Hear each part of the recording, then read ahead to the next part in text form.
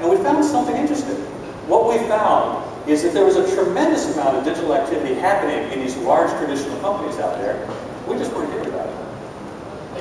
But unfortunately, for all the activity that was happening out there, very few companies were doing anything that was creating real sustainable value for the future. Some of them were, though. And those companies, they're not digital firms. They're big traditional firms. They are not digital, but they're using digital to transform how they work. They're using digital to make the future happen, and they're getting an advantage over every other firm. So you see companies here like Burberry, you know, boring English fashion. Sorry, Burberry, right? But they're doing interesting things with digital. Starbucks, coffee connecting the customer experience.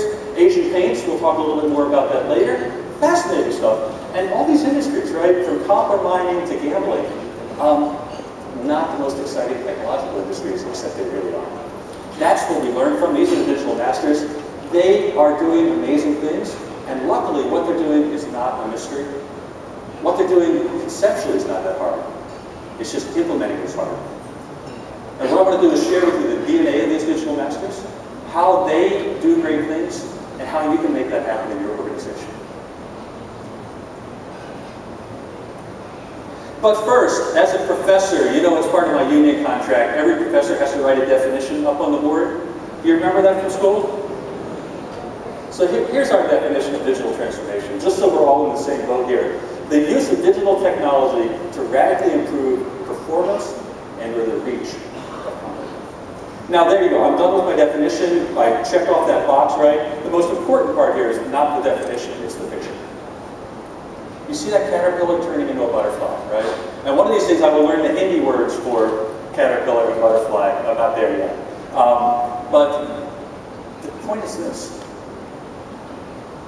The possibilities for digital are not small, they're actually really large.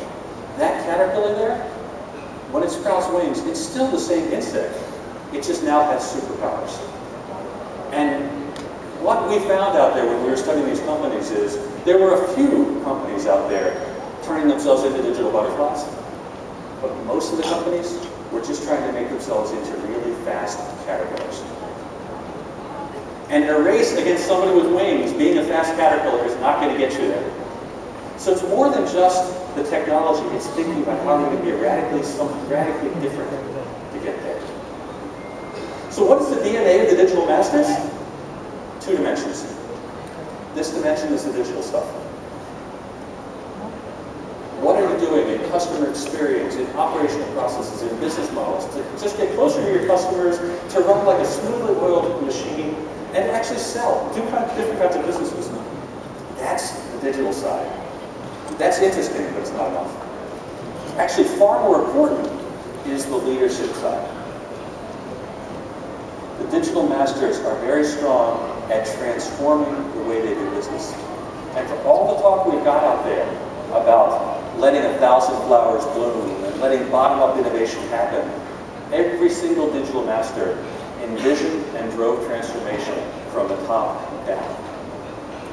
Now that doesn't mean they eliminated all bottom-up innovation, but they created the frameworks, they created the vision, so the bottom-up innovation could all fit in there. And while some companies were doing the digital part, and some companies were trying to get the leadership part right, the digital masters are the ones that put this together. So what's an example of that? You all know Nike, right? So Nike's a really great, basically fashion design, right? They do apparel, they do shoes, they do all kinds of interesting things. And they sell a lot of things, and they make a lot of money.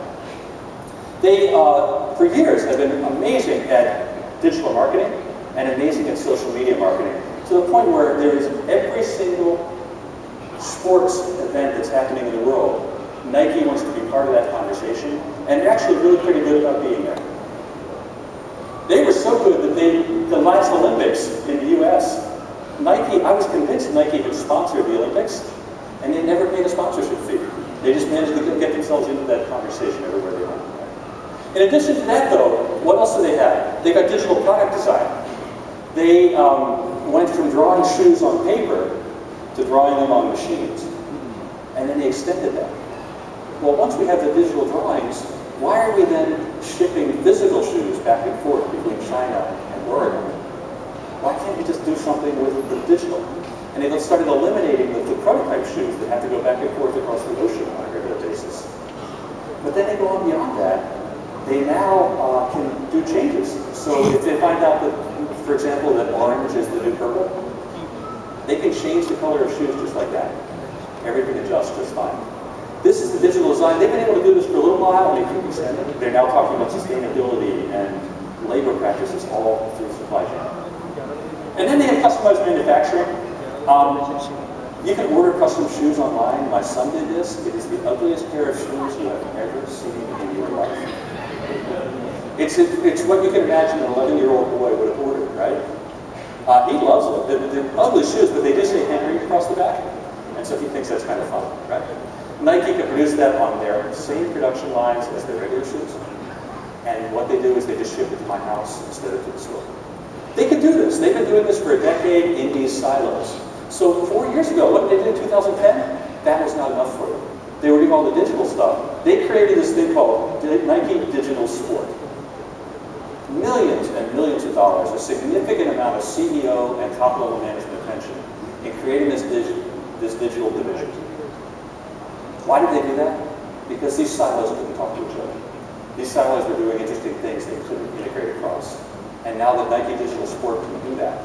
So now, instead of having digital marketing for each product or each major region, if you want digital marketing, you work with this division. This division has the skills, they've got the resources, they've got the vendor relationships to help you make this happen in one way. If you want product innovation design, they've got these great innovation kitchens where you can try things out. If you want e-commerce, well, this division now owns e-commerce. Everybody works with it. Digital technology analytics, it's all here. Now, what that does is it gives the coordination. It gives the synergies. It gives the startup for experiments, all in this place. So the rest of Nike can benefit from that. Now, you can imagine how hard that is to do in a big entrepreneurial siloed organization. It took a lot of top-down drive to make it happen. But when it happens, it's beautiful. So just for example, what can Nike do? They know what song people are playing on their phones when they run the hill in Central Park, New York. They know what song people are playing this month. What song do you think is going to show up on New York advertising next month? They're that good. That's the kind of things you can do when you have this integration. The billions of data points that are there. In fact, they're so good that Nike, from what we hear, is getting out of the business of making hardware, but they're going to keep the software because the analytics is so strong, so useful to learn about what's happening. My son's designs can go up in his social media, but also on Nike's social media, and they see how the markets react. They can test out whether orange or purple is the right color on digital, and then put it into the shoes or the shirts. They now can produce the marketing material for a shoe before it is ever built, because the designs are there on digital. That's what happens when you integrate. That's where you go when you put the leadership capability together with the digital capability. So I told you a